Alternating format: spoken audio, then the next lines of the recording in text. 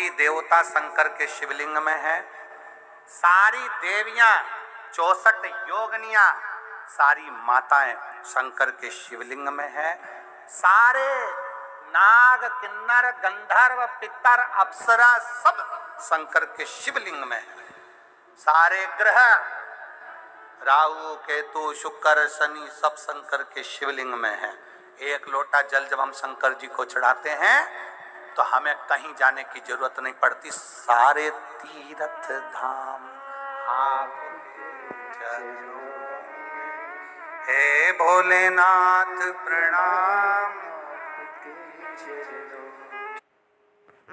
शिव जी को जल चढ़ाना मतलब सारे तीर्थों का आनंद प्राप्त कर लेना। अब कई लोग कहते हैं गुरुजी एक लोटा जल हम शंकर जी को चढ़ाते हैं, उनका आचमन करते हैं, इसमें इतना क्या बला जाता है? आखिर शंकर के चढ़ाए गए जल में ऐसा क्या है कि वो अमृत बन जाता है, रोग मुक्ति हो जाती है, शरीर ठीक हो जाता है?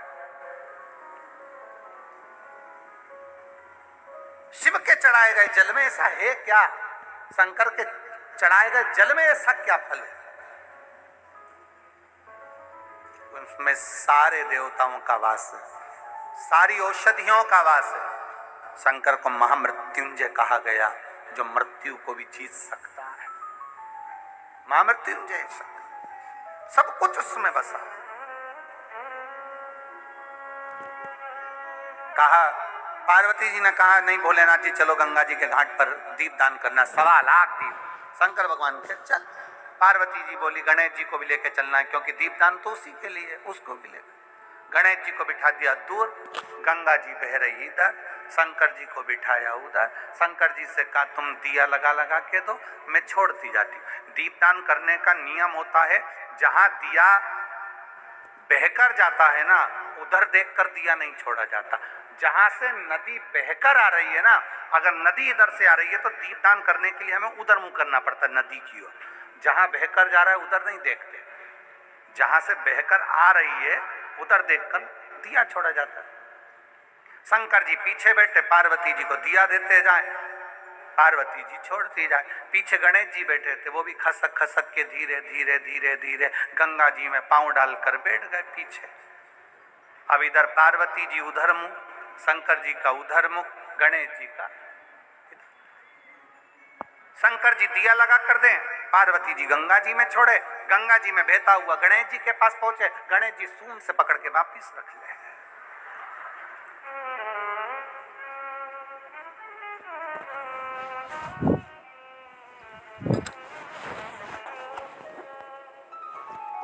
बच्चों की आदत होती है, मम्मी सारे घर का कचरा उठाकर कबाड़ा उठाकर पीछे डाल कर आती है और बच्चे खेलने जाते हैं और वही कबाड़े को वापिस बीन के घर में लिया, वही कबाड़ा। बच्चों की आदत है।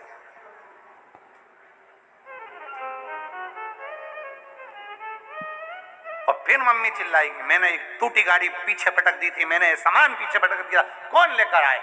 अब मम्मी चिल्लाए तो चिल्लाए किसको? बच्चे को तो कोई असर पड़ता नहीं है। सुनाती किसको है? भेरू को। सुनाए किसको? भेरू। जगदम्बा बोले तो भेरू सुने, वो भेरू बोले।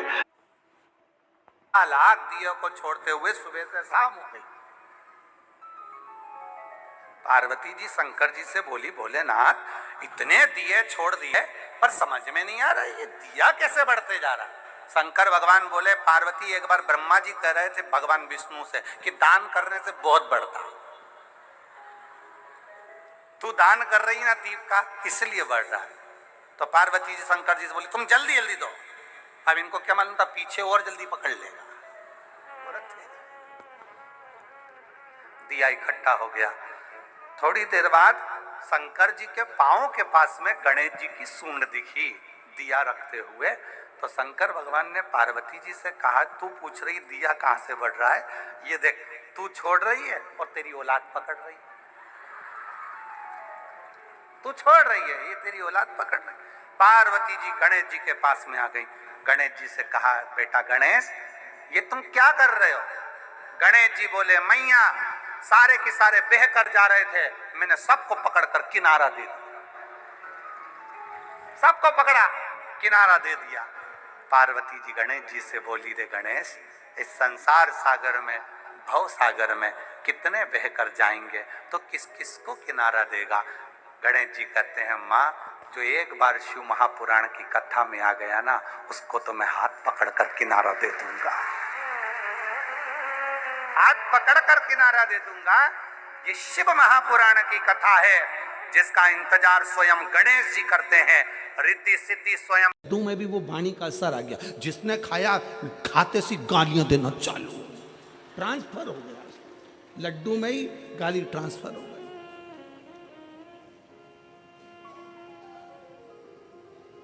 ये विचारों से होता है। एक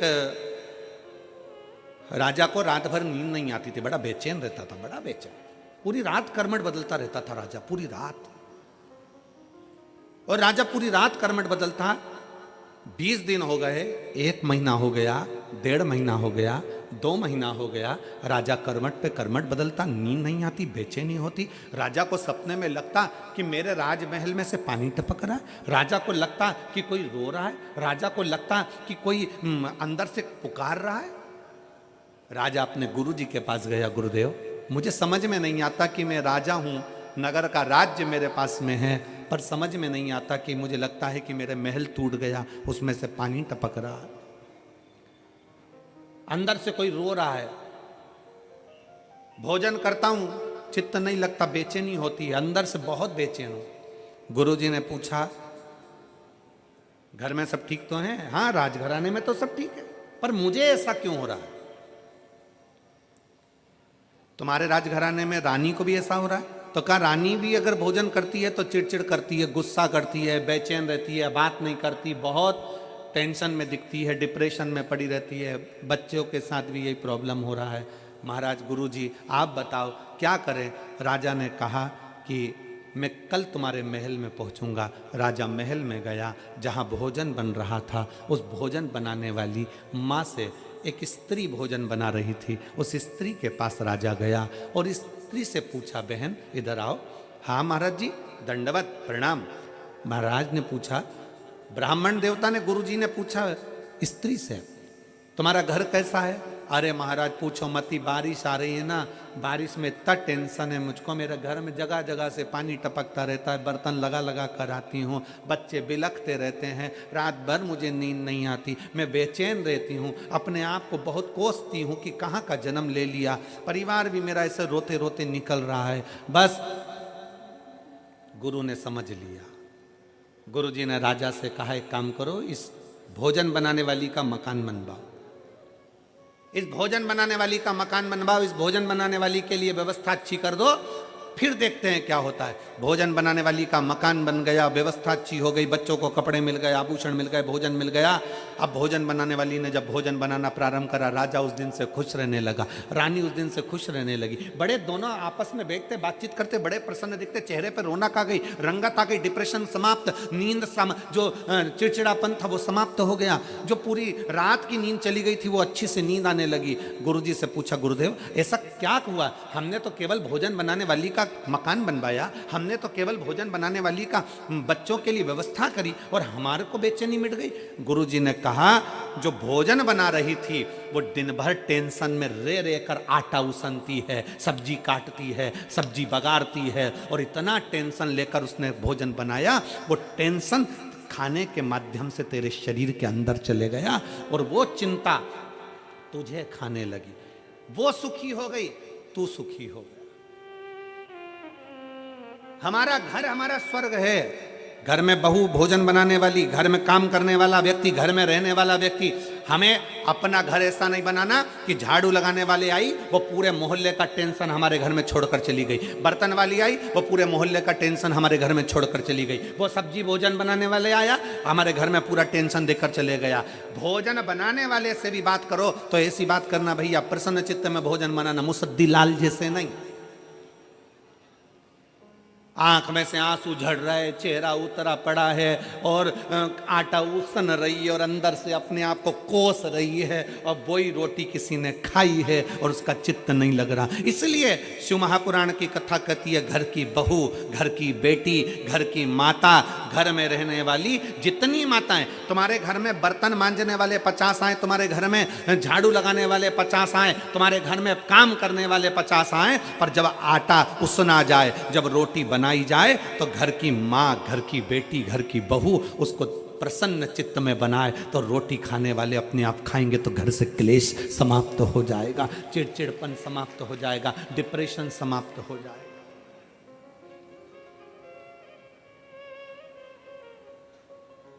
करिए, मना नहीं है। आपके घर में समय बिल्कुल मना नहीं है, पर भोजन परोसने का जब समय आए, भोजन बनाने का समय आए, उसमें थोड़ा बस भोजन बनाने वाला भी रखो, पर सब्जी का बगान मैं लगाऊंगी। रोटी तू बना, आटे में पानी में डालूंगी, भले इतना सा पानी डालूं पर प्रसन्न चित्त में डालूंगी। तू पूरी सब्जी बना, तू खीर बना, मना नहीं है, पर शक्कर में इतनी सी, भले 2 दाना शक्कर डालूं पर मेरे अपने हाथ से डालूंगी, प्रसन्न चित्त में डालूंगी। मैं घर की माँ हूं, मैं घर की लक्ष्मी हूं, मेरे घर की बहुएं इस घर की लक्ष्मी है, बेटियां हैं, वो डालेंगे इसमें शक्कर, भले 2 दाना डाले, भले इतना सा पानी डाले, भले इतना सा बगार का एक जीरा मात्र भी डाले, पर घर की बहू बेटी इतना सा डाले, बाकी का सब भोजन बनाने वाले। उसमें हमारे घर में एक निर्मलता का भाव आता है, स्नेह का भाव आता है, प्रेम का भाव आता है।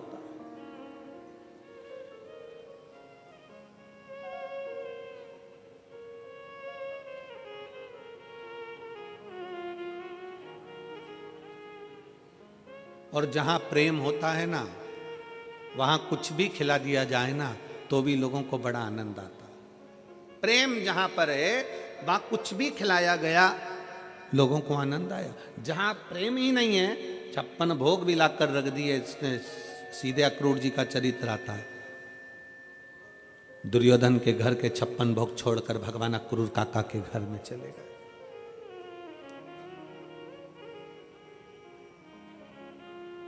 कौन? अक्रूर। जहां पर विदुरानी अक्रूर जी की पत्नी शंकर की परम भगत थी। शिव जी से बस केवल एक वर मांगा था उस अक्रूर जी की पत्नी विदुरानी ने कि एक बार द्वारकानाथ मेरे घर पर आए, एक बार नारायण मेरे घर पर आए, एक बार द्वारिकाधीश मेरे घर पर आए। यह अक्रूर जी की पत्नी ने शंकर जी से मांगा था, शिव जी से।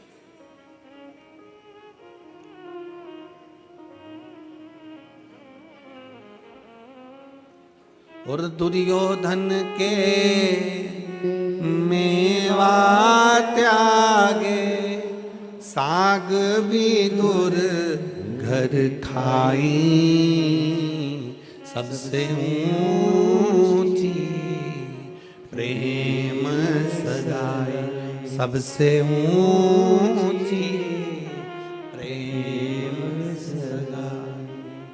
दुर्योधन के घर के मेवा त्याग कर भगवान कृष्ण द्वारकाधीश अक्रूर काका के घर पर आ जाते हैं। अक्रूर जी की यहाँ बिठाने के लिए नहीं था पलंग, नई पलंग बनी की बनी रह गई, टूटी पलंग पर अक्रूर जी की पत्नी ने भगवान को बिठा दिया।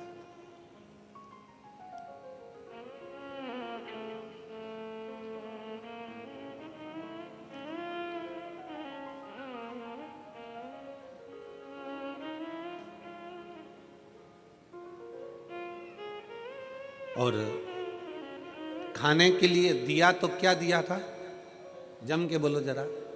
केले के छिलके, केला छीलती जाए, छिलका भगवान को दे दे, केले के अंदर की गिरी जमीन पे फेंक। भगवान ने पूछा काकी ये क्या है, ये क्या है? तो काकी बोली ये केला है, जो तुमने नीचे फेंका वो तो केवल छिलका है। भगवान बोले तुम्हारे यहाँ उल्टा खाते हैं, छिलका खा के गिरी को फेंक देते। विदुरायन बोली फालतू की बात मत करो, तुम्हें जो दे रही हूं वो खाओ। इतने में भगवान बोले विदुरायन से, विदुरायन काकी सारा की सारा केला मुझे खिला दोगी तो काका और काकी तुम दोनों क्या खाओगे? काकी बोली जो ये जमीन पे पड़ा है ना हम दोनों खा लेंगे, जो ये जमीन पे पड़ा है वो हम दोनों के लिए। भगवान मन में सोचे कितनी भोली है, कितनी भोली। और परमात्मा ऐसे भोलों से रिश्ता है।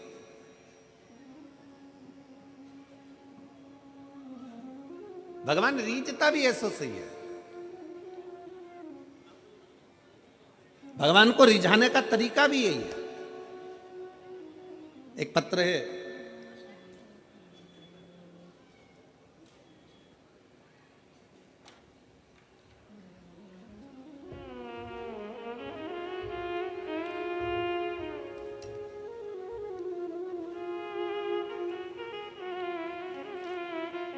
मेरा नाम अदिति ऋषि शर्मा है, मैं मेरठ की रहने वाली हूँ। मेरा मोबाइल नंबर ये है, कहीं बैठी हो तो हाथ हिला सकती है। मेरा नाम अदिति ऋषि शर्मा है, मैं मेरठ की रहने वाली हूँ। मेरा मोबाइल नंबर ये है। मेरी शादी को 5 साल हो गए थे। मैंने 5 साल से 10 से 11 डॉक्टरों को दिखाया। शादी के 8वें महीने से इलाज शुरू हो गया था, पर खूब पैसा लगाया। 7 से 8 लाख रुपए के नीचे आ गए। सभी डॉक्टरों ने मेरे नसें बंद बताई थी और टीबी की गांठ बता दी थी। इस कारणवश संतान प्राप्त नहीं हुई। नलों का ऑपरेशन भी बताया था। किसी ने मेरी कोख को ऐसा बता दिया कि बंधन कर दिया हो, पर शिव पुराण ये बंधन आदि को नहीं मानते। फिर मेरे को किसी ने कहा कि आप शिव महापुराण की कथा सुनो। हमने कथा सुनना प्रारंभ करी। मैंने 3 बार सफेद आंकड़े की जड़ का प्रयोग किया और मैंने सासू माँ ने पशुपतिनाथ का व्रत किया। दूसरे व्रत के दौरान मुझे गर्भ ठहर गया। गुरुदेव 3 बार गर्भ ठहरा था, तीनों बार 2-2 महीने का गर्भ गिर गया। मैं बहुत टेंशन में पड़ गई। मेरी सासू माँ ने मुझे फिर से आंकड़े की जड़ का पहनने का बोला और मेरी मौसी सीहोर गई, वहाँ से रुद्राक्ष लेके आई। उन्होंने मुझे बताया तांबे के लोटे में रुद्राक्ष को डालकर उसका जल पीना, महादेव को चढ़ाना, फिर उसके जल को अमृत समझकर पीना। फिर मेरी सासू माँ ने रोज मंदिर जाती, महादेव का जल चढ़ाती, फिर मुझे पिलाती। फिर हम डॉक्टर के यहाँ गए और वहाँ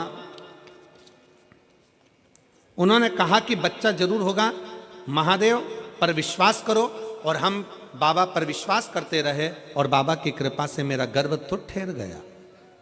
गर्भ ठहरा, पर 8वें महीने में मुझे लकवा हो गया। 8वें महीने में मुझे लकवा हो गया और लकवा होने के कारणवश मैं लकवे की दवाई लेने लगी। बच्चे पर असर पड़ेगा ये डॉक्टर बोले। बड़े टेंशन हो गया। 8वां महीना निकला। बाबा का नाम लेकर बच्चे को गर्भ में रखा और बाबा का नाम लेकर बच्चे का ऑपरेशन द्वारा जन्म हुआ। डॉक्टर कहे थे कि इस बच्चे पर असर पड़ेगा, पर पूरी जांचों में बच्चा स्वस्थ जन्म लिया। मैं बाबा को यहाँ प्रणाम करने के लिए आई हूँ। हमने बच्चे का नाम अथर्व रखा है क्योंकि शिव जी का पुत्र है, शंकर जी ने दिया है। मैं बाबा को प्रणाम करने के लिए आई हूँ। एक लाइन अच्छी लिखी है आप और हम गुनगुनाते हैं। एलईडीओं पर चल रही होगी, आस्था चैनल पर चल रही होगी, आप लोग भी गुनगुनाएं साथ में। जब से तेरा गुलाम हो गया, तब से मेरा भी नाम हो गया। जब से तेरा गुलाम हो गया, तब से मेरा भी नाम हो गया। वरना औकात क्या थी मेरी, सबसे बढ़िया ये सबसे खरी। भोले बाबा तेरी नौकरी, सबसे बढ़िया ये सबसे खरी। तेरे दरवाजे की चाकरी सबसे बढ़िया है सबसे। लकवा होने के बाद भी बाबा पर भरोसा कर कर, शिव के एक लोटे जल पर भरोसा, किसी व्यक्ति पर नहीं।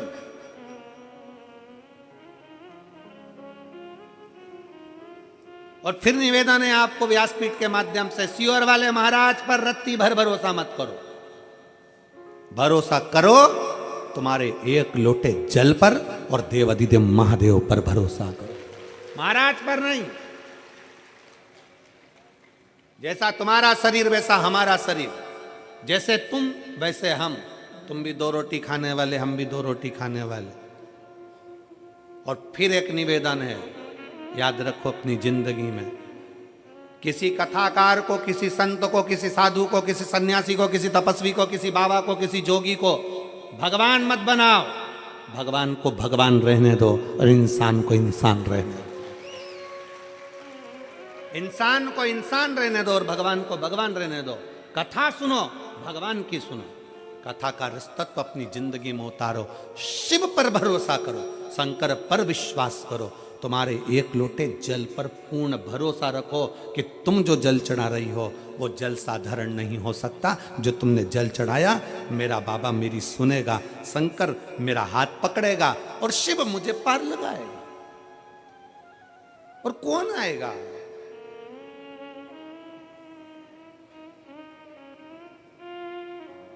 कौन? तुम्हें 2 लाख रुपए की जरूरत है, तुम्हें 3 लाख रुपए की जरूरत है, परिवार वालों के पास जाना है, मुझे 5 लाख की जरूरत है, दोगे क्या? देगा परिवार? जम के बोलो जरा। नहीं।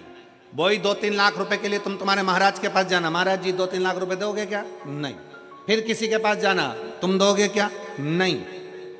वो 2-3 लाख रुपए कहीं से नहीं मिलेंगे। आपको अपना कर्म प्रबल करना पड़ेगा, अपनी मेहनत प्रबल करना पड़ेगी, अपना परिश्रम प्रबल करना पड़ेगा, अपने बल को बढ़ाना पड़ेगा और लगनता से काम करना पड़ेगा। शंकर को एक लोटा जल विश्वास के साथ चढ़ाओ, दुनिया साथ देना दे, एक दिन मेरा भोले बाबा, एक दिन मेरा शंकर ऐसी कृपा करेगा कि 5 तो जाने दो, 3 तो जाने दो, ढेर लगा दे, ढेर। एक बेटी ने एक पत्र लिखा है,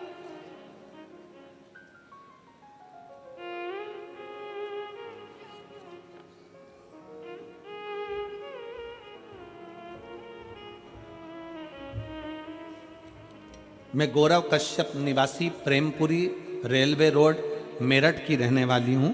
कहीं बैठी हो तो हाथ हिला सकती है, अगर कहीं बैठी हो तो हाथ हिला सकती है।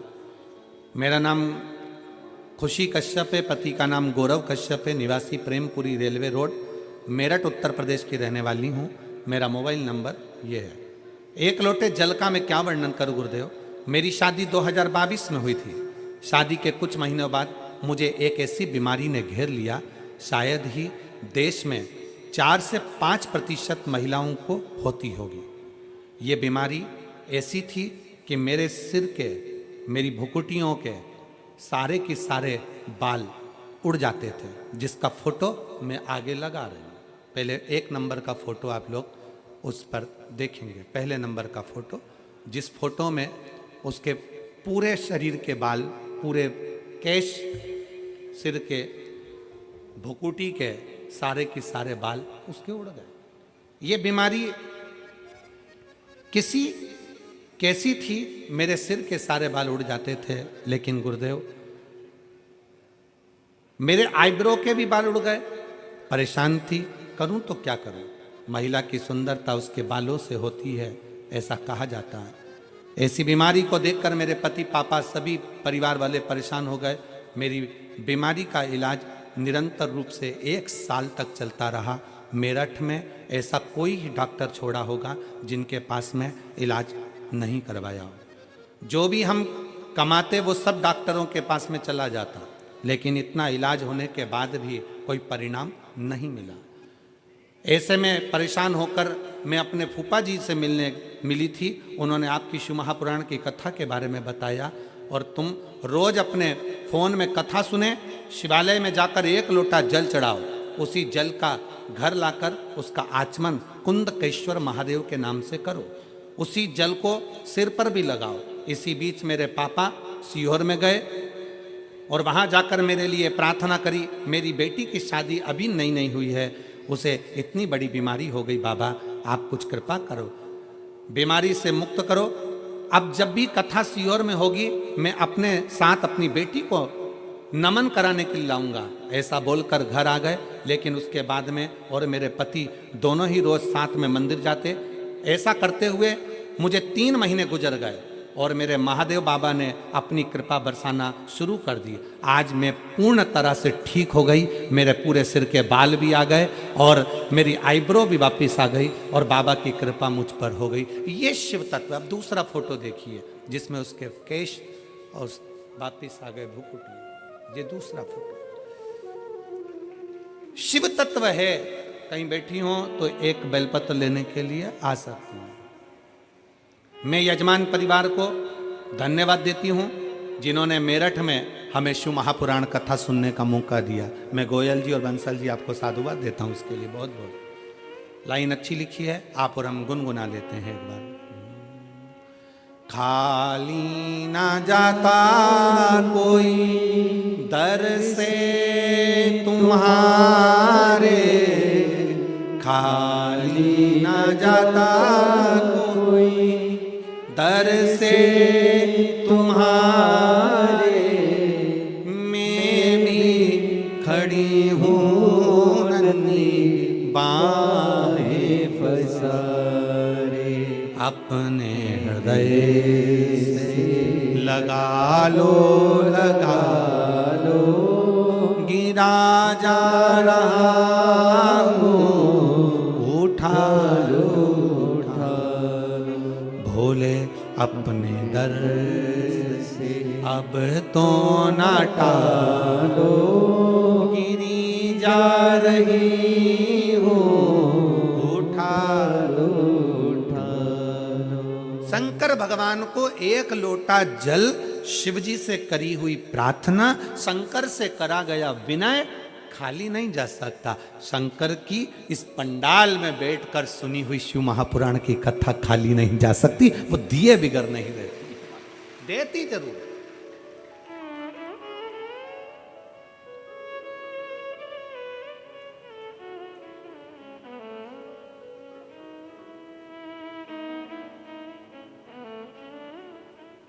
हम आपसे पूछें,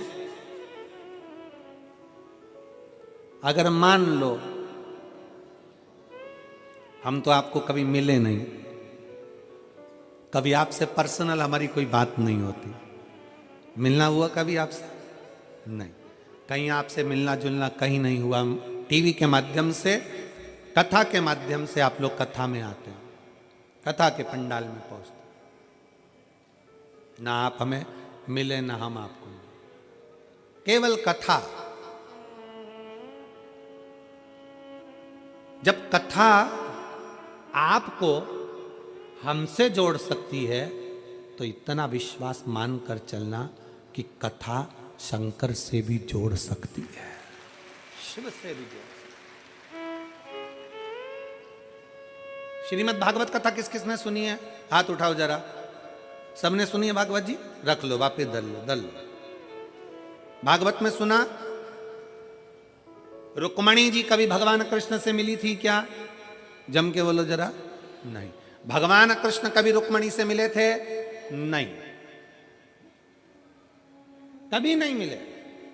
बस रुक्मणी जी अपने पिता भीष्मक जी के पास में बैठती थी और कोई राजभवन में आता था राजा भीष्मक के पास, तो वहां आकर कहते थे हमने द्वारकानाथ के बारे में ऐसा सुना है, हमने कृष्ण के बारे में ऐसा सुना है, हमने कृष्ण के बारे में ऐसा सुना है। रुक्मणी जी ने मन से कृष्ण को वर लिया, ऐसा वरा रुक्मणी जी ने भगवान कृष्ण को वर लिया और रुक्मणी जी ने भगवान कृष्ण को अपना पति मान लिया। अब पति मान लिया तो भगवान कृष्ण को रुक्मणी को लेने आना ही पड़ा, क्योंकि रुक्मणी जी ने कृष्ण को वर लिया था। वर लिया। कृष्ण को अपना मान लिया। मैं बंसल परिवार, गोयल परिवार दोनों को धन्यवाद देता हूं। गोयल जी आपको भी धन्यवाद देता हूं। कहीं माता रानी की, वैष्णो देवी की कहीं आप पर कृपा होगी, उन्होंने ही आपको ध्वजा हाथ में देकर कह दिया होगा कि जाओ शंकर की कथा का रसतत्व ग्रहण करना है, मेरे प्रभु की कथा है रसतत्व। तो भगवान ने आपको यजमान पद दिया। मैं बंसल जी आपको धन्यवाद देता हूं। कल हमारी चर्चा चल रही थी तो बंसल जी बता रहे थे कि हमारी धर्म पत्नी बाबा की कथा में इतनी लीन रहती कि हम दोपहर में 2 बजे भोजन करने आते थे तो पहले कह देती थी जरा रुक जाओ, 1-1.5 घंटे बाद में भोजन दूंगी, कथा चल रही है।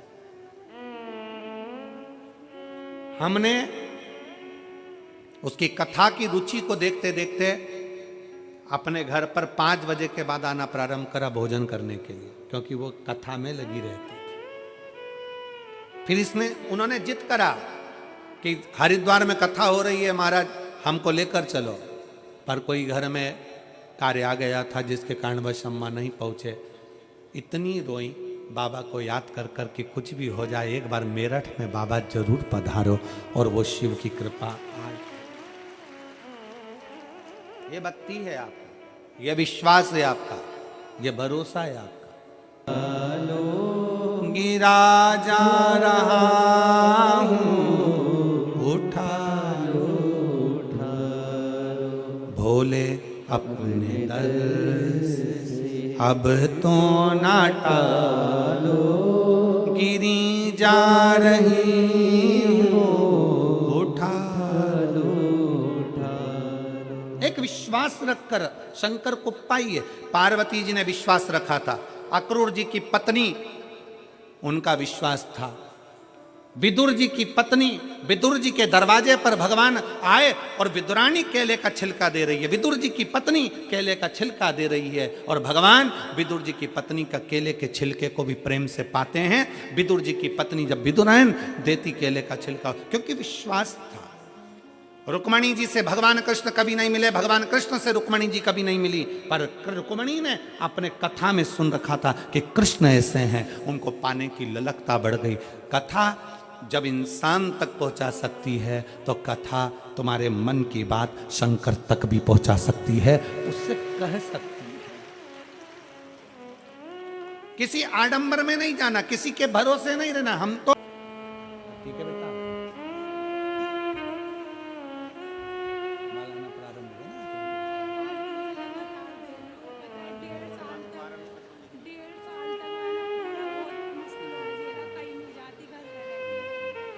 अब तो ठीक है बस।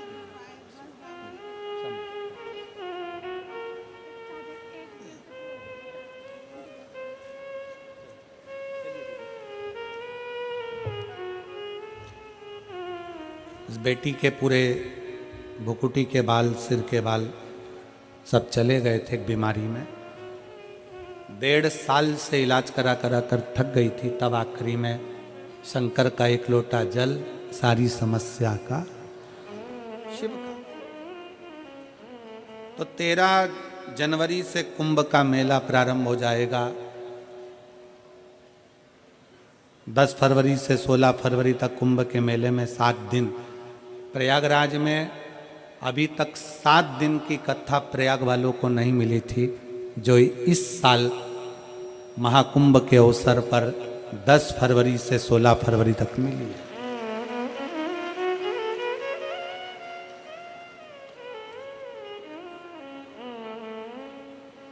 नहाने तो तुम लोग जाओगे कुंभ, तो 2 काम तुम्हारे हो जाएंगे। एक तो शिव पुराण सुन लोगे, त्रिवेणी का घाट हो जाएगा, कुंभ का स्नान हो जाएगा और बाबा की कथा।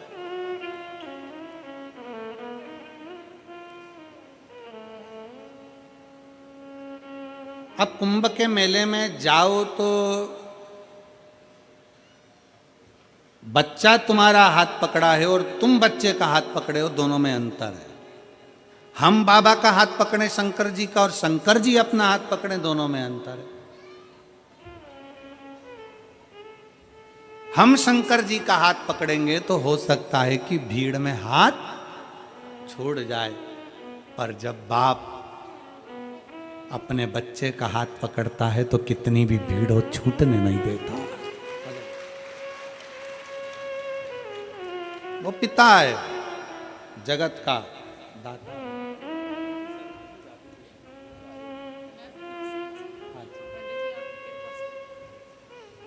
उसका क्या पत्र था?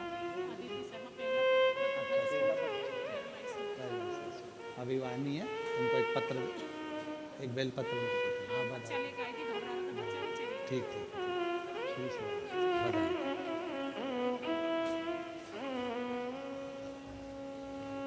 हम अपना हाथ भगवान शंकर को पकड़ा दें, हम शिव के हो जाए और शिव हमारा।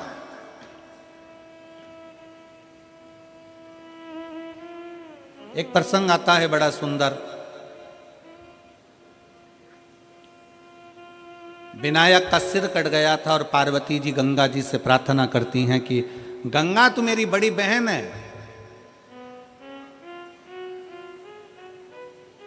गंगा तू मेरी बड़ी बहन है। पार्वती जी कहती हैं गंगा मेरे बेटे का सिर कट गया, अगर गंगा मेरे बेटे का अगर मस्तक वापिस जुड़ गया तो तुझे 1.25 लाख दीप का दान करूंगी मैं, 1.25 लाख दीप दान करूंगी। और भगवान ने ऐसी कृपा करी कि विनायक के सिर पर, धड़ पर हाथी का मस्तक लगाकर भगवान ने जोड़ दिया। अब माता पार्वती जी ने शंकर भगवान से विनय करी कि प्रभु चलो दिया लगाना है अपने को गंगा जी के घाट पर। शंकर भगवान बोले तो मेरे सामने लगा दे, गंगा तो मेरे सिर पे। वो फिर वही वाली लाइन आ गई ना कि सारे तीर्थ धाम आपके चरणों में, हे भोलेनाथ प्रणाम। 33 कोटि देवता शंकर के शिवलिंग में है। सारी देवियां, 64 योगनियां, सारी माताएं शंकर के शिवलिंग में है। सारे नाग, किन्नर, गंधर्व, पितर, अप्सरा सब शंकर के शिवलिंग में है। सारे ग्रह राहु, केतु, शुक्र, शनि सब शंकर के शिवलिंग में है। एक लोटा जल जब हम शंकर जी को चढ़ाते हैं तो हमें कहीं जाने की जरूरत नहीं पड़ती। सारे तीर्थ धाम आपके चरणों में, हे भोलेनाथ प्रणाम।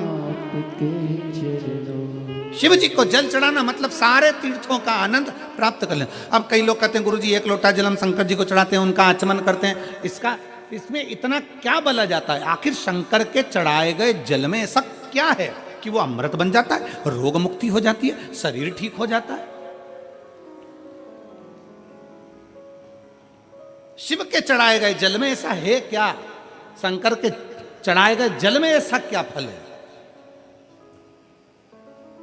उसमें सारे देवताओं का वास है, सारी औषधियों का वास है। शंकर को महामृत्युंजय कहा गया, जो मृत्यु को भी जीत सकता है। महामृत्युंजय शंकर, सब कुछ उसमें बसा है। कहा, पार्वती जी ने कहा नहीं भोलेनाथ जी चलो गंगा जी के घाट पर दीप दान करना, 1.25 लाख दीप। शंकर भगवान के चल। पार्वती जी बोली गणेश जी को भी लेके चलना है, क्योंकि दीपदान तो उसी के लिए है, उसको भी लेकर। गणेश जी को बिठा दिया दूर, गंगा जी बह रही इधर, शंकर जी को बिठाया उधर। शंकर जी से कहा तुम दिया लगा लगा के दो, मैं छोड़ती जाती हूँ। दीपदान करने का नियम होता है, जहाँ दिया बहकर जाता है ना, उधर देखकर दिया नहीं छोड़ा जाता। जहाँ से नदी बहकर आ रही है ना, अगर नदी इधर से आ रही है तो दीपदान करने के लिए हमें उधर मुंह करना पड़ता है, नदी की ओर। जहाँ बहकर जा रहा है उधर नहीं देखते, जहाँ से बहकर आ रही है उधर देखकर दिया छोड़ा जाता है। शंकर जी पीछे बैठे, पार्वती जी को दिया देते जाए, पार्वती जी छोड़ती जाए। पीछे गणेश जी बैठे थे, वो भी खसक खसक के धीरे धीरे धीरे धीरे गंगा जी में पांव डालकर बैठ गए पीछे। अब इधर पार्वती जी उधर मुंह, शंकर जी का उधर मुख, गणेश जी का इधर। शंकर जी दिया लगा कर दें, पार्वती जी गंगा जी में छोड़े, गंगा जी में बहता हुआ गणेश जी के पास पहुंचे, गणेश जी सूंड से पकड़ के वापिस रख ले।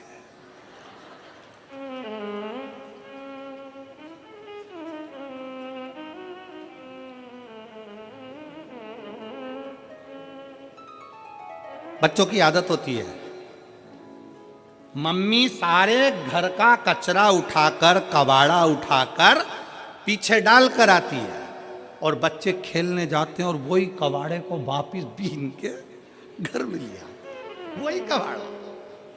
बच्चों की आदत है।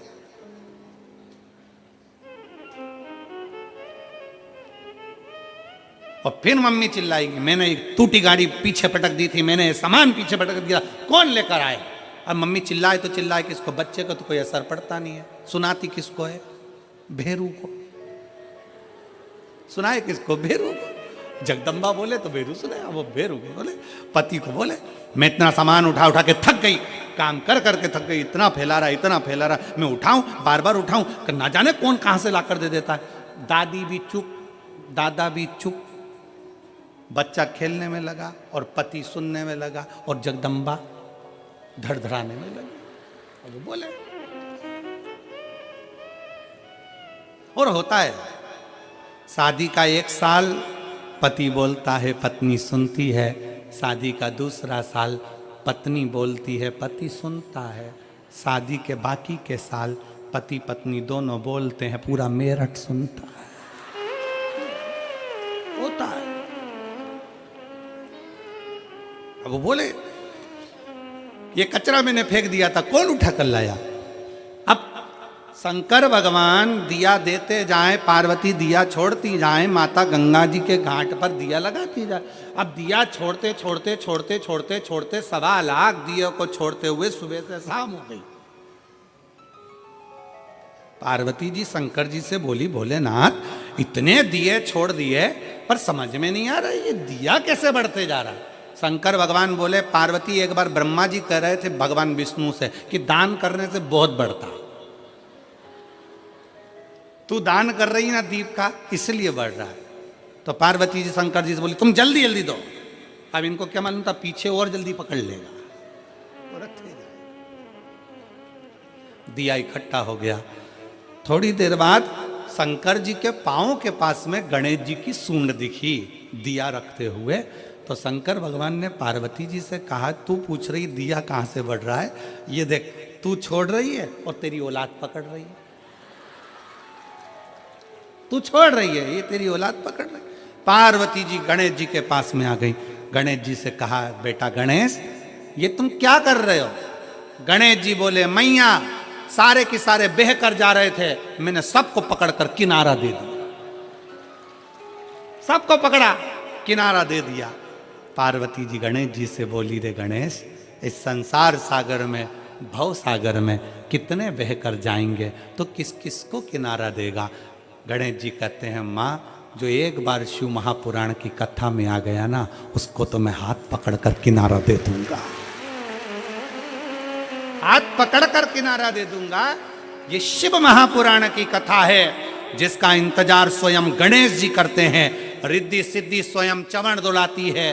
ये वो शिव महापुराण की कथा है जिसके इंतजार में षडानंद कार्तिक के बैठे रहते हैं। ये वो शिव महापुराण की कथा है कि ब्रह्मा जी भी अपनी लेखनी को रोक देते हैं। जब शिव महापुराण की कथा को श्रवण करना होता है, भगवान नारायण शेषनाग की सैया पर उठकर बैठ जाते हैं। जब शिव महापुराण की कथा को सुनना होता है, इंद्र का आसन छोड़ देते हैं, वरुण अपना सिंहासन छोड़ देते हैं। ये वो शिव महापुराण की कथा है जिसको लोग दिल से श्रवण करते हैं तो अपनी झोलियां खुशियों से भर लेते हैं। ये वो शिव महापुराण की कथा,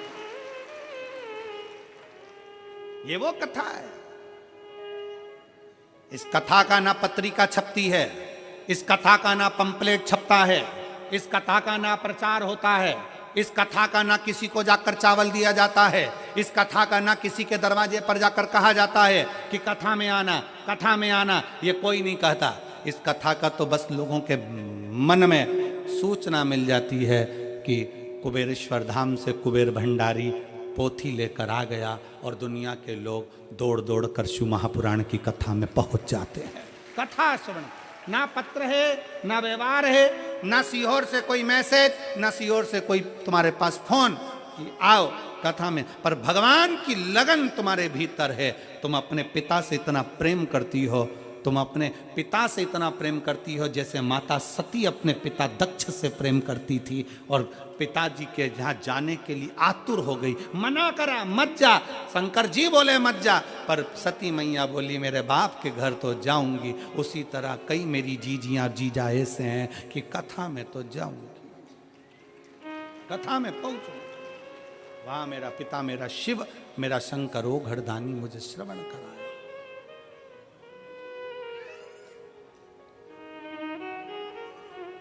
और जरूरी है जी, शिव तत्व जरूरी है। शंकर शिव महापुराण की कथा करे, ये भगवान शंकर का चरित्र कर रहा है। रुक्मणी जी का जैसे भाव भगवान शंकर को, भगवान कृष्ण को पाने का था, वैसा ही भाव आपका होना चाहिए। हम शंकर के और शंकर हमारा हो जाए। भगवान शंकर के नयन अश्रु से एक बालक ने जन्म ले लिया था जिसका नाम अंधकासुर था। अंधकासुर जन्म लेते से ही भगवान शंकर ने कह दिया इसको समुद्र में फेंक दे। पार्वती जी कहती मेरा बेटा है, आपके द्वारा प्रकट हुआ है, ये आपके द्वारा प्रकटा है, मैं इसको कैसे फेंक दूं? नहीं, पार्वती इसको फेंक दे समुद्र के अंदर। पार्वती जी बोली नहीं, मैं अपने पुत्र को नहीं फेंक सकती। पार्वती जी कहती है आपके द्वारा प्रकटा है प्रभु, ये आपका पुत्र अंधकासुर है, मैं इसको कैसे फेंक दूं? पार्वती फेंक दे इसको। नहीं, मैं नहीं फेंक सकती। मैंने इसको स्वीकार करा। स्वीकार एक पत्र है, उस पत्र में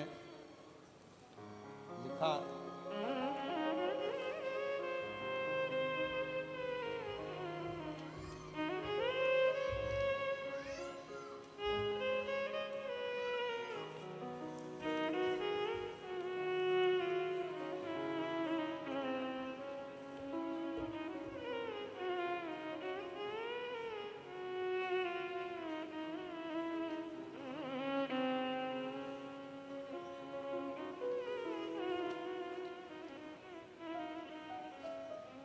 मेरा नाम पल्लवी कुमारी है, पिता का नाम पन्नालाल गुप्ता है, माता का नाम लक्ष्मी कुमारी है, भाई का नाम पुष्कर कुमार है। मेरा कहीं बैठे हों तो एक बेलपत्र लेने के लिए आ सकते हैं। इसमें गांव का नाम कहीं लिखा नहीं है।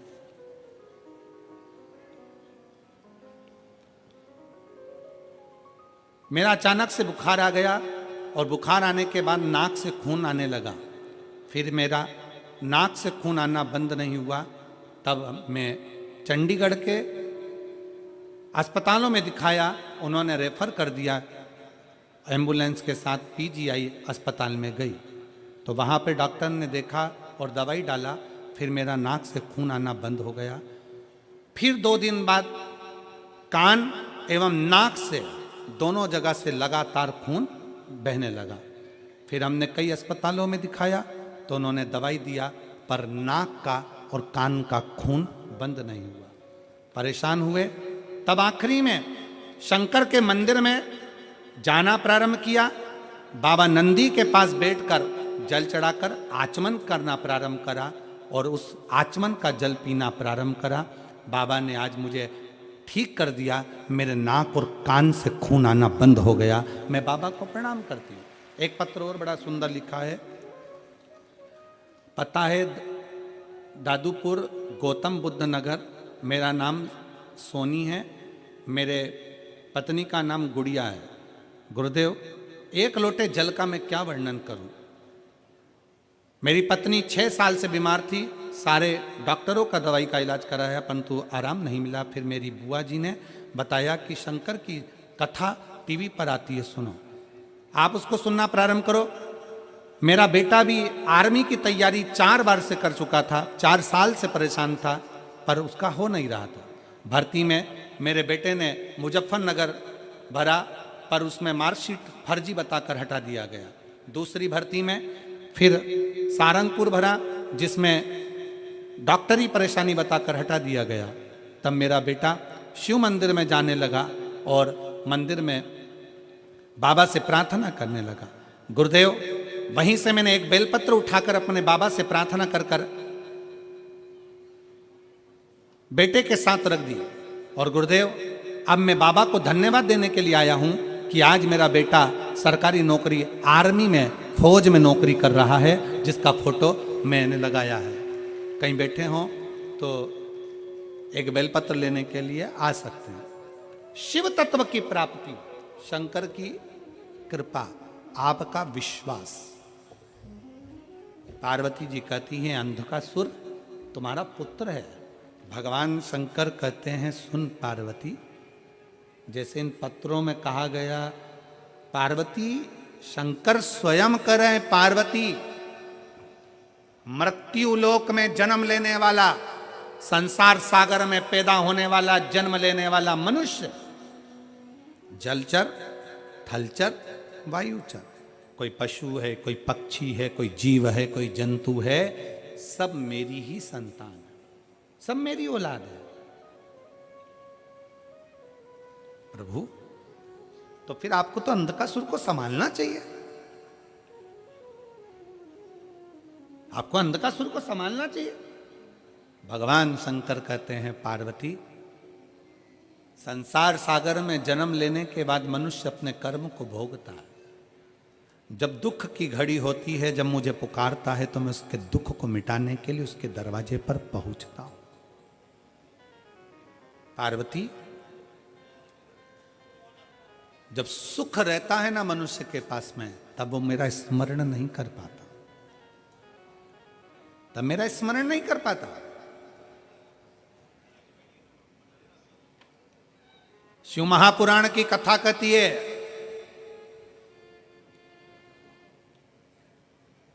सुख में भी अगर परमात्मा का भजन किया जाए तो दुख करीब में आता ही नहीं। पर हम भगवान का मंदिर कब पकड़ते हैं? जब दुख की घड़ी आती है, दुख की घड़ी।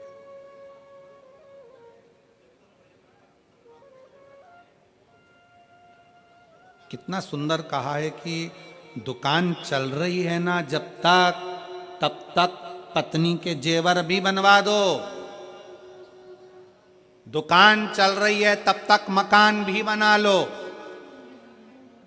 नौकरी पर हो, सर्विस में हो, ड्यूटी पर हो, तुम्हारी नौकरी चल रही है, जब तक रिटायर नहीं हो रहा है तब तक प्लाट खरीद लो, मकान बना लो, जेवर बना लो, आभूषण बना लो, बच्चों का ब्याह भी कर दो, जब तक रिटायर नहीं हो रहा है तब तक। जब तक दुकान चल रही है तब तक प्लाट लो, मकान बना लो, जमीन जायदाद सब कर लो। और जब रिटायर हो जाओगे उसके बाद फिर नहीं कर पाओगे। दुकान अभी चल रही है तो फिर प्लाट ले लो, जेवर बना लो, दुकान नहीं चलेगी फिर नहीं कर पाओ। उसी तरह अभी शरीर चल रहा है तो शिव पुराण सुन लो, रिटायर हो गए तो कहां सुन पाओ। शरीर चले तब तक भगवान के मंदिर जाओ, एक लोटा जल चढ़ाओ। शरीर चले फिर निवेदन है, श्वास चले तब तक भगवान का भजन करो। शरीर चले तब तक परमात्मा के दरवाजे जाते रहो। और ना जाने फिर ये शरीर चलेगा नहीं चलेगा। सबको आज के जमाने में एक एक नई नई बीमारियां हो गई, कहीं घुटना दुखे, कहीं कमर दुखे। महाराज नीचे बैठा नहीं जाए। अब महाराज तुम बताओ कहां बैठूं? तो हमने कहा ऊपर। कहां बैठूं? बहुत तकलीफ महाराज, घुटना में तकलीफ, कमर में तकलीफ, आंखों में तकलीफ। कौन है जिसको तकलीफ नहीं? दुख तो शरीर में, कष्ट तो आता है, धीरे धीरे धीरे धीरे चलता आएगा। फिर तुम्हारे वो हरियाणा वालों के यहां से एक भजन निकला था ना, भजन कर भरी जवानी में बुढ़ापा किसने देखा रे। हरियाणा का ही भजन है ये। उत्तर प्रदेश वालों को याद होना चाहिए, तुम्हारे तो बाजू में ही हरियाणा लगा हुआ है।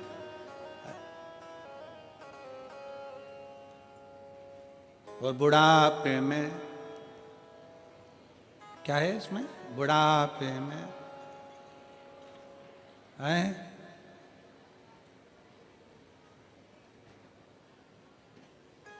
बुढ़ापे में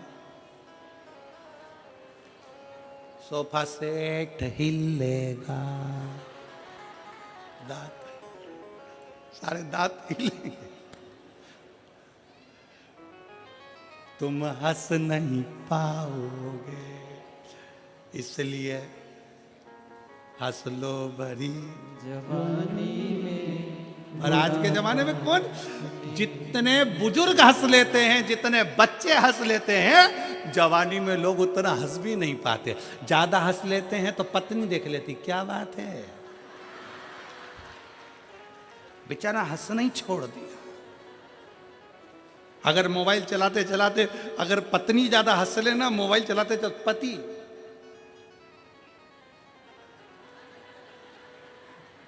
हंस रहे, बेचारा बचपन में हंस ले, बुढ़ापे में हंस ले, पर जवानी में, शादी में भी अगर पति गया है ना तो बेचारा मुसद्दी लाल जैसा रहेगा। और अगर ज्यादा हंस लिया, पत्नी को पता, बस वो खाती खाती पत्नी देख ले हंसता हुआ, और पति ने देख लिया, जगदम्बा ने मुझे देख लिया है, उसके बाजू में आके खड़ा हो गया एकदम मुंह उतार कर, और पत्नी फिर गाड़ी पे बैठी घर जाते समय, कौन थी, कौन थी? अब डिप्रेशन में पड़ गया, चिंता, क्या करे अब। सावधान इंडिया, जवान सब सावधान, बुढ़ापे में सोफा सेट हिलेगा, तुम हंस नहीं पाओगे, जनकर भरी जवानी में। ये मौका मिला मुस्कुराने का। कभी तुम खटमल को मुस्कुराते नहीं देखोगे, हंसते नहीं देखोगे। इसलिए व्यक्ति मरता है, मरने के बाद जो फोटो घर में लगता है वो हंसता हुआ लगता है, मुस्कुराता हुआ। तुम जिंदगी भर कितने ही रो, पर आखिरी का फोटो तो मुस्कुराता हुआ फोटो। कितने भी जिंदगी में रो, पर आखिरी का फोटो में तो तुम, जितने बुजुर्ग उनकी टोपी और एक चैन बाकायदा बनाई जाती है, और दादाजी मुस्कुराते। तो फोटो में मुस्कुराने से अच्छा है ओरिजिनल जिंदगी में मुस्कुरा कर जियो, ये मौका फिर नहीं मिलने वाला। मुस्कुरा, बोल बम का नारा है, सारी समस्या का हल, श्री शिवाय। मुस्कुराओ, ये जीवन फिर ना मिलने वाला, कहां मिलेगा। पार्वती, सब मेरे हैं, सबको मैंने अपना बना कर रखा है। अंध का सुर को तू फेंकिया समुद्र के अंदर, पार्वती जी कहती है तुम्हारा पुत्र है। शंकर भगवान कहते हैं पुत्र तो है, पर ये मेरे विचारों से मिलता हुआ नहीं है, छोड़। समुद्र में डाल दिया अंध का सुर को, हिरण्याक्ष ने उसको पकड़ लिया। हिरण्याक्ष के प्राण वराह भगवान ने ले लिए। तब अंधकासुर का राज्य आ गया। अंधकासुर शासक बनकर बैठ गया। पताल में, तलातल में, रसातल में जब शासक बनकर बैठा, तब अंधकासुर ब्रह्मा जी का तप करा और ब्रह्मा जी से वर मांगा, ना नीचे मरूं, ना ऊपर मरूं, ना अंदर मरूं, ना बाहर मरूं, ना अस्त्र से मरूं, ना शस्त्र से मरूं, ना दिन में मरूं, ना रात में मरूं। इस तरह के वर मांगने के लिए आतुर हुआ। अंधकासुर ने जैसे ही वर मांगना चाहा, भगवान ब्रह्मा जी ने कह दिया देखो मृत्यु निश्चित है, वो तो तुम्हें मरना ही पड़ेगा। पर बुद्धि थी, अंधकासुर की चित्त वृत्ति थी, तो अंधकासुर ने कह दिया मैंने सुना है। अंधकासुर ने विचार करा, ना मेरा पिता है ना मेरी माँ है, मैं तो समुद्र में जन्मा हूं, तो ना मेरे माता ना मेरे पिता। तो अंधकासुर ने कह दिया एक काम करो, अगर मरना मेरी किस्मत में लिखा है तो मैं मरूं उस दिन जिस दिन मैं अपनी माँ को गलत दृष्टि से देख लूं। अंधकासुर को यह नहीं मालूम था कि पार्वती जी ने तेरे जन्म के समय पर तुझे गोदी में लिया था तो तुझे बेटा कहा था और वो तेरी माँ हो गई थी। पुत्र भावों से देख लिया था।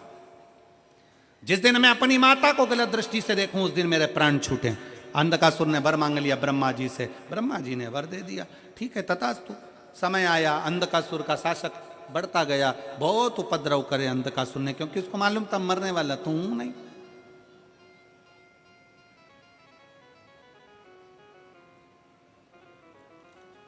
अब मैं मरूंगा तो हूं नहीं।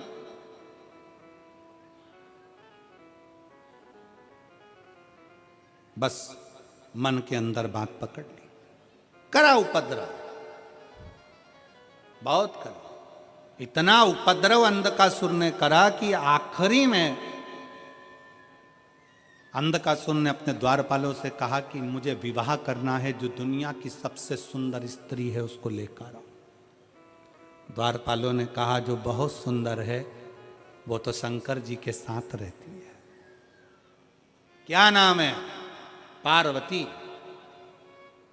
अंधकासुर ने कहा वो बूढ़े जोगी, वो भस्म रमाने वाला, जटा जूट बांधने वाला, गले में सर्पों की माला पहनने वाला, कानों में ततैया का बिच्छू धारण करने वाला, मस्तक पर त्रिपुंड धारण करने वाला पार्वती जी उनके साथ रहती है, उसको मैं अपना बनाऊंगा। मां को गलत भाव से व्यक्त कर दिया। गया, कहां रहती है पार्वती? कैलाश पर। कैलाश पर पार्वती जी कहां रहती हैं? जम के बोलो। कैलाश पर। देवी जी कहाँ रहती है? तो किसी ने कहा वैष्णो देवी में रहती है, कटरा में रहती है, कोई कहे ज्वाला में रहती है, कोई के मनसा में रहती है, कोई के कांगड़ा में रहती है, कोई के चिंतपूर्णी में रहवे, कोई कहे हिंगलाज में रहवे। कहाँ रहती है देवी? शिव महापुराण की कथा कहती है, भगवान शंकर का चरित्र कथा है, देवी कहाँ रहती है? शिव कथा कहती है संसार की जितनी माताएं हैं उन माताओं के अंदर देवी का एक अंश विराजमान रहता है शक्ति के रूप में। देवी कहां रहती है? शक्ति के रूप में माताओं के भीतर विराजमान।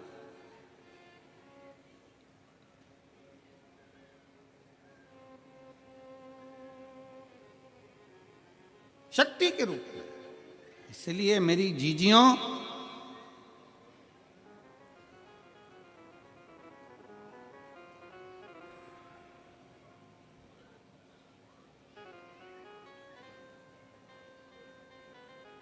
मेरी माताओं, मेरी बेटियों, इसलिए शास्त्र कहता है कि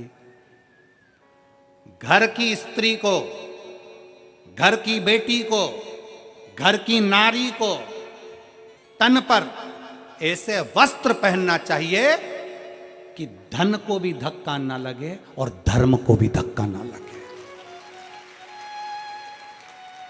घर की स्त्री को, घर की नारी को, घर की बेटियों को ऐसे वस्त्र पहनना चाहिए कि धन को भी धक्का ना लगे और धर्म को भी धक्का ना लगे।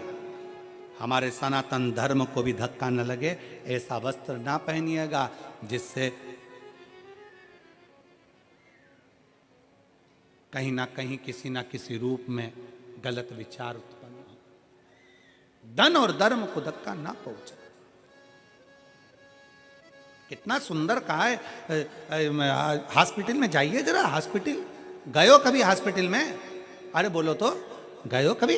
बच्चे को चोट लग गई, चोट लगने के बाद क्या करता है डॉक्टर? चोट लग जाती है, वहां पर उसने तुरंत मल्लम पट्टी करा, मल्लम बांध के फिर क्या बांध देता उसके ऊपर? जम के बोलो जल्दी। पट्टी। पट्टी क्यों बांधता? डॉक्टर से पूछो। क्या केवल मल्लम से काम नहीं चलेगा? मल्लम लगा दोगे तो काम नहीं चलेगा। ये पट्टी से होता क्या है? ये कपड़ा ही तो है। पट्टी बांध दी तुमने कपड़े की, इससे होगा क्या? कपास रख दिया, रुई रख दी और पट्टी बांध दी, इससे होगा क्या? तुम तो दवाई लगाओ ना, दवाई से सूखेगा। पट्टी क्यों बांधता है? डॉक्टर से पूछोगे तो डॉक्टर कहेगा कि घाव पर पट्टी इसलिए बांधी जाती है कि मक्खी ना बैठे। मेरी जीजियों, सिर पे पल्लू इसलिए रखा जाता है कि ये मक्खियां ना बैठे। तन पर रुपट्टा इसलिए रखा जाता है कि मक्खियां ना बैठे। इसका ध्यान रखिए।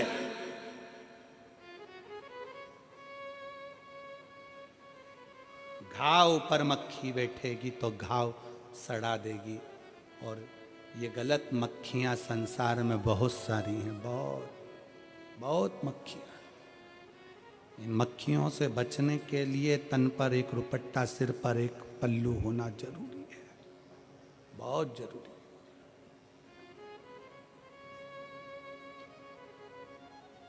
सास का कुछ नहीं बिगड़ेगा। तुम अगर ये दुपट्टा यहाँ भी रख लोगी, साड़ी का पल्लू, तो सास का कुछ नहीं बिगड़ेगा। सास अपना कायदा रखती है, सास अपने सिर पे पल्लू रखती है, वो सिखाती है ये तुम्हारे लिए, तुम्हारे लिए।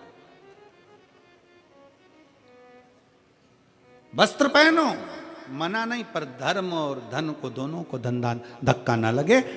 धन ऐसा गलत जगह पर ना जाए और हमारा धर्म, हमारा सनातन धर्म कहीं गलत विचारों में ना जाए। वस्त्र परिधान बहुत जरूरी है।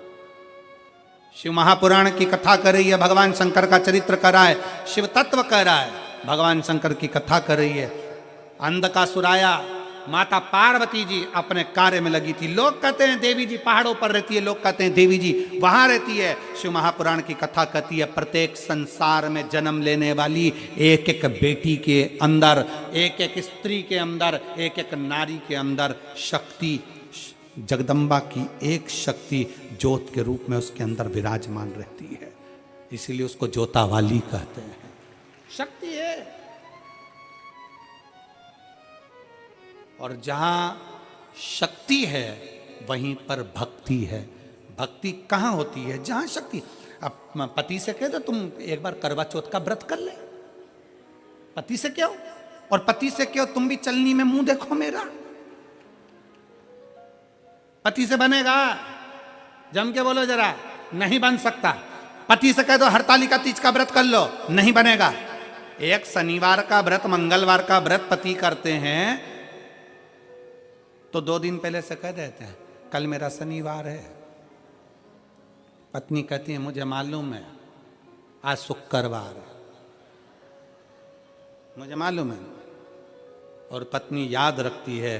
पति भले शनिवार का व्रत भूल जाए पर पत्नी नहीं भूलती है, क्योंकि इसकी शक्ति में भक्ति होती है।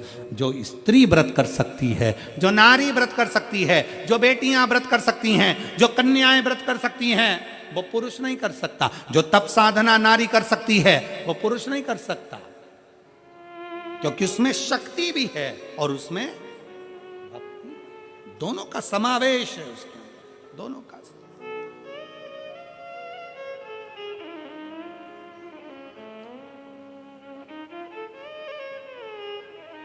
इसीलिए हम माताओं से, बेटियों से हमेशा निवेदन करते हैं कि तुम यह मत सोचो कभी भी कि तुम कुछ नहीं कर सकते।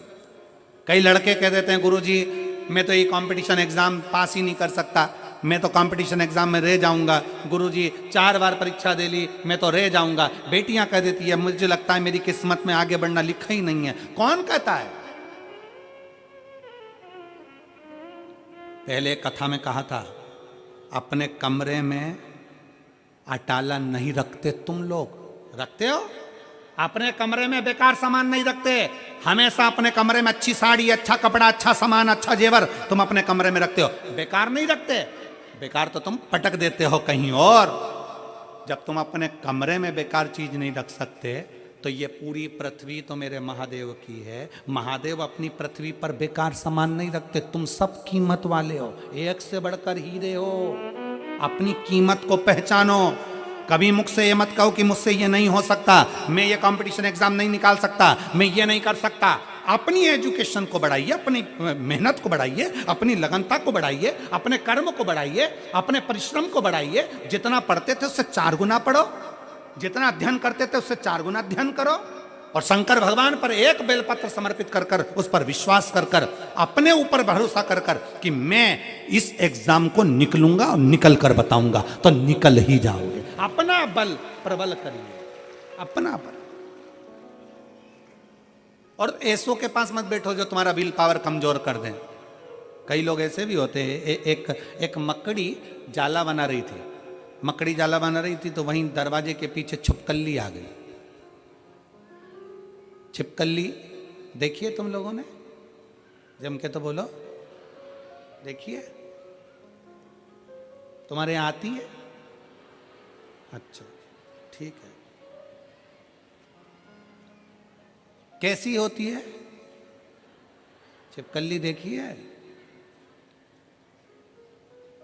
शिव महापुराण में छिपकली जरा दूसरी है। शिव पुराण में छिपकली किसको कहा गया? जो तुम्हारे घर में आकर बैठे और कहे तेरी बहू किसी काम की नहीं, तेरा छोरा किसी काम का नहीं। राम इतना नुकसान हो गया। ये छिपकली है, चुपचाप से आती है, दरवाजे के पीछे चिपक जाती है। छिपकली। अब तुम्हारी छिपकली और हमारी छिपकली में अंतर है। अब मेरठ में छिपकली है कि नहीं हमको नहीं मालूम, पर ऐसा कोई संसार नहीं जहां छिपकली नहीं आती है धीरे से। मकड़ी ने जाला बनाया, छिपकली आ गई पीछे से, और छिपकली ने आकर कहा मकड़ी से दरवाजे के पीछे जाला बना रही है, कोई भी तोड़ देगा झाड़ू मार के। और कहीं बना, मकड़ी झाड़ा बना रही थी, फिर सोचा कहाँ बनाऊं, तो दरवाजे के ऊपर खिड़की पे बनाया। इतने में एक चिड़िया आ गई। चिड़िया ने कहा कहाँ जाला बना रही है, हवा चलेगी पूरा दरवाजे का जाला टूट जाएगा। और कहीं बना। मकड़ी गई फिर पानी की टंकी के पीछे, वहाँ जाला बना रही थी। माँ ये किल्ली बोल दी तुम जाला बनाओगे और नहाने कोई आया तो जाला टूट जाएगा। मकड़ी पूरे दिन घूमती रही बेचारी, उससे जाला ही नहीं बना पाई। क्यों? क्योंकि हर जगह जाते थे कोई ना कोई उसका विल पावर कमजोर कर देता था, मना कर देता था, मत बना, यहाँ ऐसा हो जाएगा, वहाँ वैसा हो जाएगा, वहाँ वैसा हो जाएगा, वहाँ वैसा हो जाएगा। पर मकड़ी जाला नहीं बना पाई। आखिरी में मकड़ी एक बंदर के पास गई। बंदर से कहा मैं क्या करूं? बंदर ने कहा क्यों इनके चक्कर में पड़ी है, तेरी मर्जी पड़े जहां जाला बना।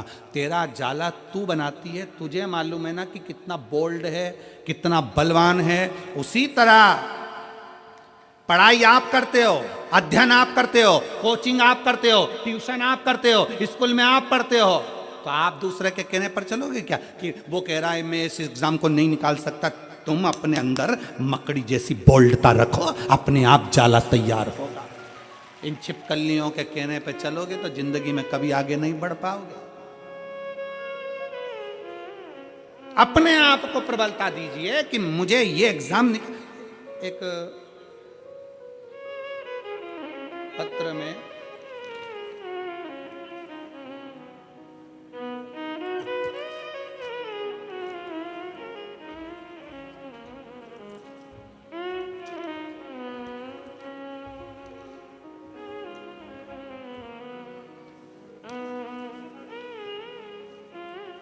एक पत्र में एक बेटी ने लिखा पुलिस में नौकरी करती है। अगर वो हो यहाँ पर पत्र ढूंढूं हम।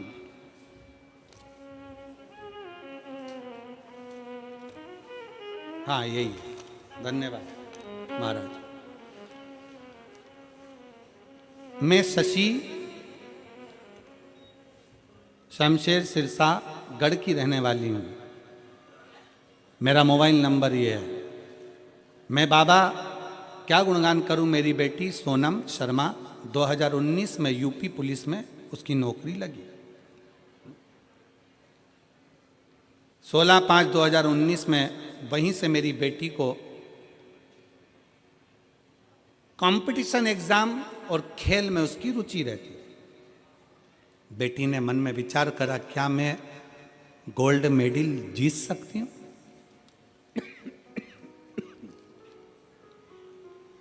क्या मैं गोल्ड मेडल जीत सकती हूँ? मैंने अपनी बेटी से कहा कि सीओर वाला महाराज कहता है दुनिया में कोई काम हल्का नहीं होता, तू अगर मेहनत करेगी तो गोल्ड मेडल जीत सकती है। मैं बाबा को यहाँ धन्यवाद देने के लिए आई हूँ कि वेट लिफ्टिंग में पुलिस में नौकरी करने वाली मेरी बेटी ने गोल्ड मेडल जीता है और शिव महापुराण पर भरोसा कर जीता।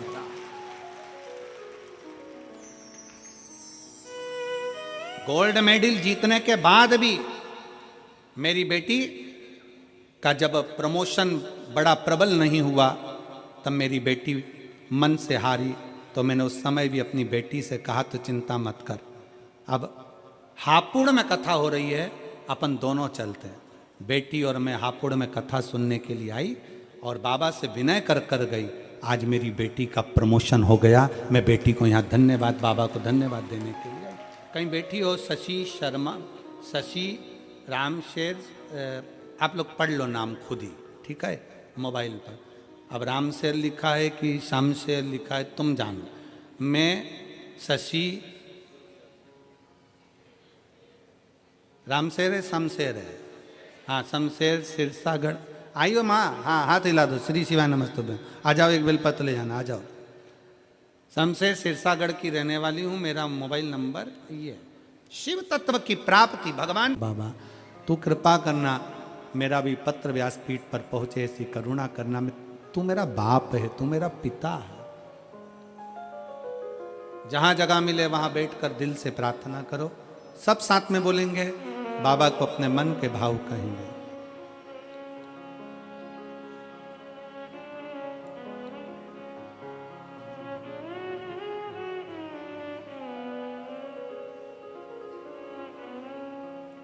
श्री शिवाय नमस्तुभ्यं, श्री शिवाय नमस्तुभ्यं, श्री शिवाय नमस्तुभ्यं, श्री शिवाय नमस्तुभ्यं, श्री शिवाय नमस्तुभ्यं। भोला सब दुख काटो मारा, ओ भोला सब दुख काटो मारा। शिव शंकर जपूं तेरी माला, भोले बाबा जपूं तेरी माला। भोला सब दुख काटो मारा, ओ भोला सब दुख काटो मारा। वेश है मंगल मंगलकारी, वेश है मंगलकारी। शमशान वासी हमारा, शमशान वासी हमारा। ओ भोला सब दुख काटो मारा, ओ भोला सब दुख काटो मारा।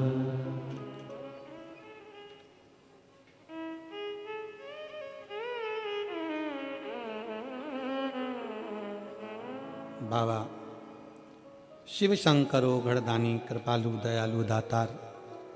अंधकासुर माता को गलत भाव से देखा तो माता पार्वती के सम्मुख में शिव जी ने काल भैरव को प्रकट कर अंधकासुर का वध करवा दिया। विदल उत्पल का संहार भगवान शंकर ने कुंदुक फेंक कर करा तो शिव जी का नाम कुंदकेश्वर पड़ गया। अगला वर्णन आया है 12 ज्योतिर्लिंग का। तुमरुका जी चंचुला देवी को बिंदुक के मोक्ष हेतु 12 ज्योतिर्लिंग स्मरण करा रहे हैं। सोमनाथ जी का वर्णन किया। चंद्र की काया का रोग बाबा ने ठीक किया। अगला वर्णन आया है श्री मल्लिकार्जुन का। शरणानंद कार्तिकेय जी को मनाने के लिए बाबा श्री शैलम पर जाकर विराजमान हुए। दूषण नाम के राक्षस का संहार करने के लिए महाकाल बने। विंध्य नामक पर्वत को दर्शन देने के लिए ओमकारेश्वर बन गए। नर नारायण को दर्शन देने के लिए केदारनाथ बन गए। कुंभकर्ण के बेटे भीम का संहार करने के लिए भीमाशंकर बन गए। मनु शत्रुपा के तप बल के लिए भगवान शंकर बाबा विश्वनाथ बन गए। गौतम बाबा पर गौ हत्या का दोष लगा तो बाबा त्र्यंबकेश्वर बन गए। जब कहीं ईर्ष्या जागृत होती है तो किसी न किसी को नीचे गिराने का प्रयास किया जाता है। गौतम ऋषि बड़े तपस्वी थे, पर साथ के लोगों ने उनको नीचा दिखाने के लिए, नीचा गिराने के लिए उनको उन पर गौ हत्या का दोष लगा दिया। और गौ हत्या का दोष लगाया तो भगवान शंकर ने आकर उस दोष से मुक्ति करी। अगला वर्णन आता है बाबा वैद्यनाथ जी का। रावण के लिए भगवान शंकर जा रहे थे लंका, पर शिव शिव हैं विराजमान हो गए भूमंडल पर, उठे नहीं, बाबा वैद्यनाथ के रूप में विराजित हो गए। अगला वर्णन है श्री नागेश्वर का दारुक नाम के राक्षस का संहार करने के लिए भगवान नागेश्वर बन जाते हैं। फिर वर्णन रामेश्वर भगवान का आया, जहां लंका